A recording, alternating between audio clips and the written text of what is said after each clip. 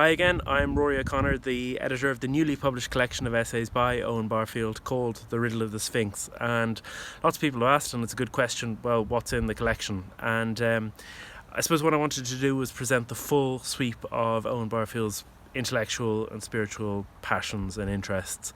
So it begins with what his first one was, which was poetry, an essay about how poetry produces its effects by the imaginative combination of words, and then another part of the study of language, etymology, how words have changed their meanings over time, and through both of these means he was able to say that there has been an evolution of consciousness. That's his great achievement, to say that our way of perceiving and thinking has demonstrably changed in the course of recorded history.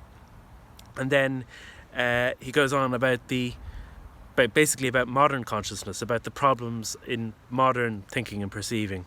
There are essays about the moral deadlocks that our image of the human being has given rise to, and about what underlies that, the kind of the intellectual assumptions. Cartesianism, the idea that there's a dead world out there and a living brain in here, and they're the two really important things, and even, like, I hate to say it, even Darwinism, this evolution by natural selection, and other intellectual trends, basically. And then he goes on to what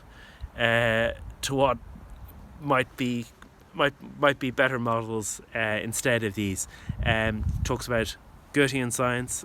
Goethe could see the mind in nature, and the effect of romantic poetry as well, that the Romantics had seen relationships between humans, had seen a different world from the Cartesian model, and that they made this their own. They made this something that they was an act of will for them. In Coleridge's words, Coleridge being a great model for, or a great inspiration for Barfield, we give but what we receive, and in our life alone does nature live.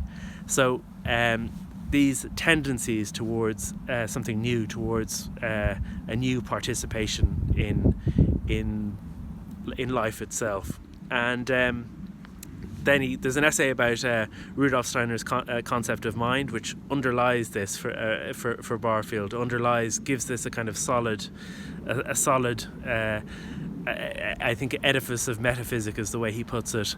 And then there are a couple of essays about the findings of Steiner. What he actually said. And I suppose you could ask, why should I take any of that seriously? And one answer to that would be that first essay, Rudolf Steiner's concept of mind, which does give a kind of rationale on which what could be accepted, and also you can just say, well, this is interesting, which was one thing that Owen Barfield says that he found early on, that these produced that kind of change in consciousness that he had already got from poetry.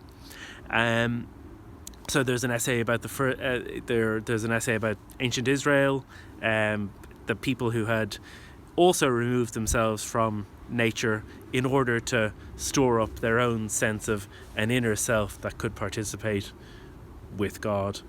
There's an essay on Julian the Apostate, the ancient Roman emperor who renounced Christianity, and why he couldn't. Why he didn't see the need for it because of things in the spiritual world. And then there are other essays as well. For example, an essay about the first line of St. John's Gospel, about the Bible and literature, and how we can think about the concept of revelation with both of these together.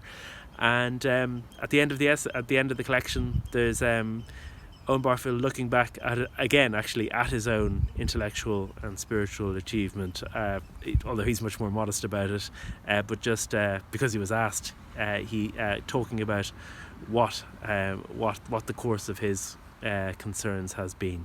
So I think it's a really interesting collection. It goes right in. It goes from, as it were, the beginning of his interests right into, as it were, as far as he goes.